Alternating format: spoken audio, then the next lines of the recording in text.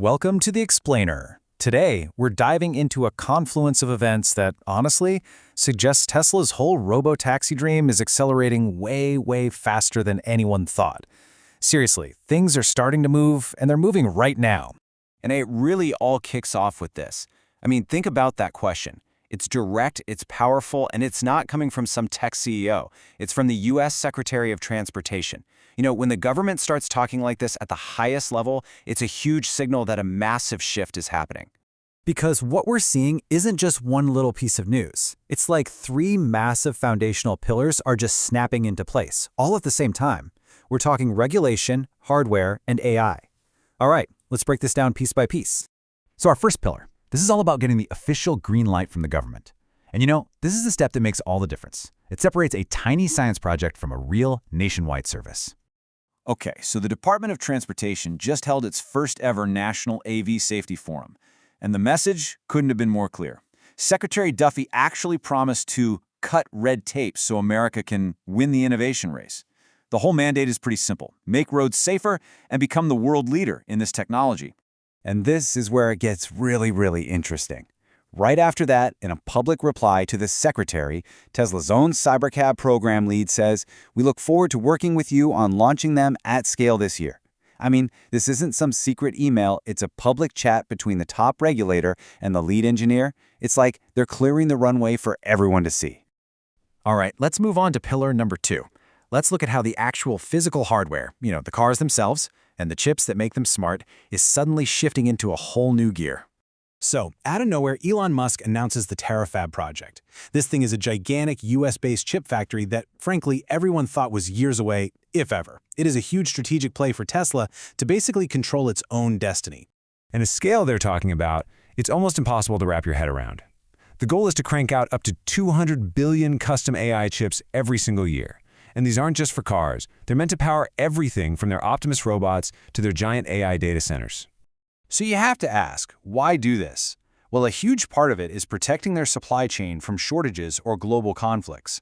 But here's the really clever part. Just announcing the Terafab gives them massive negotiating power with their current suppliers, like TSMC, right now. The benefits start today, not just years down the road when the factory's actually built. And while they're making plans for that factory, the vehicles themselves are becoming very real. Recent drone videos show over 30 Cybercabs just lined up outside the Texas Gigafactory. We're even seeing display models with refined touches, like new light-up logos. This is the kind of stuff that signals a company is moving past prototypes and getting ready for mass production. But of course, all that amazing hardware is pretty useless without the last, and maybe most important pillar, the AI. The brain that's actually going to drive this entire network. And let's be real for a second.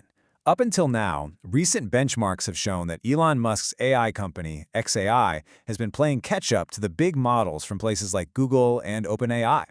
Some people even put them about 7 months behind the pack. But then, in response to that, Musk made what might be one of his most audacious predictions ever. He claimed that not only will xAI catch up this year, but that in 3 years it will have such a massive lead that, and I quote, "you will need the James Webb Telescope to see who's in second place."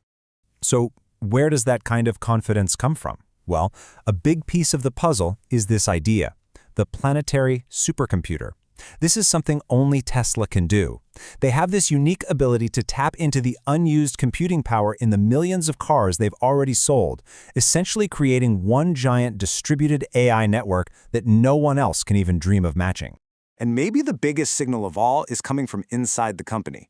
The main engineer who led the whole full self-driving project, Ashok Elaswamy, has reportedly been moved to lead new projects like the Optimus robot. I mean, come on. You just don't take your star player off the biggest problem your company's trying to solve unless you believe that fundamentally the problem is solved. So let's pull all three of these pillars together, because when you see them side by side, you start to understand why this moment feels so different, so important. See, this isn't just one announcement. It's a powerful convergence.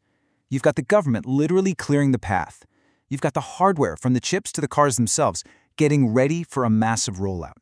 And internally, all the signs point to them believing the core AI challenge is finished. These three massive forces are all peaking at the exact same time. And when you see all that happening at once, it leads to this one final massive question. A question that a Tesla VP has even brought up. Are we watching the beginning of a technology that could actually change our world even more profoundly than the smartphone did?